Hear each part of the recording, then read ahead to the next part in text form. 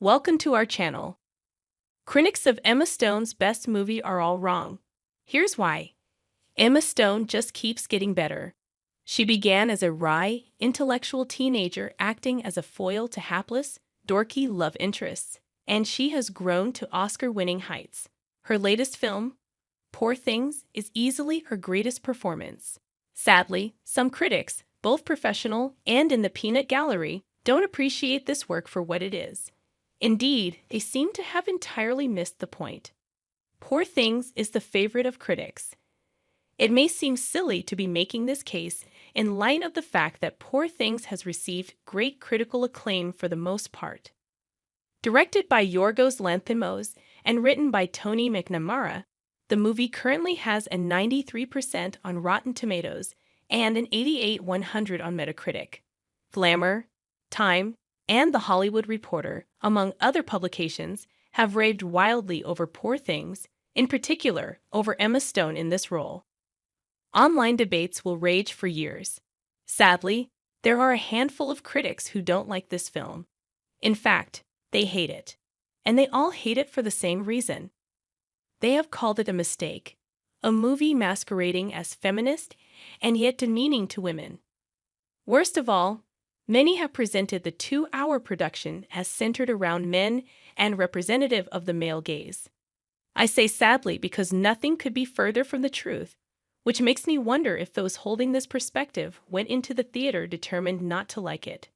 Indeed, did they go in as professional critics, ideally unbiased yet holding firmly to a position that no film made by men and with a mostly male cast can be empowering to women? Glorious insight into the reality of women. I ask because, as a staunch liberal feminist myself, highly educated and prepared to pick apart the male perspective, I make it a point to go into my weekly theater experiences with an open mind and an open book, ready to take notes. I am not always aligned with critics, just watch for my thoughts on Love Lies Bleeding, but in this case, I wholly agree with the general consensus. Poor Things provides glorious insight into what it might be like to be born a fully grown woman in a man's world. Socially Unaware Frankenstein. For those who haven't yet seen the movie, don't be put off by the naysayers. It is a story about a woman, Emma Stone's character, in the 1800s who, pregnant, throws herself from a bridge and dies. She is then brought back to life with the brain of her fetus by the scientist charged with her care. The scientist, Bella Baxter, played by the always brilliant Willem Dafoe, names his charge Bella Baxter. From this point forward, all the men around Bella, including the fabulous Mark Ruffalo, work hard to control her in various ways, and because she is unaware of social niceties and expectations, she refutes them all and goes her own way. She enjoys her sexuality, she runs off with a man she shouldn't be with, she works for a brothel, and so much more.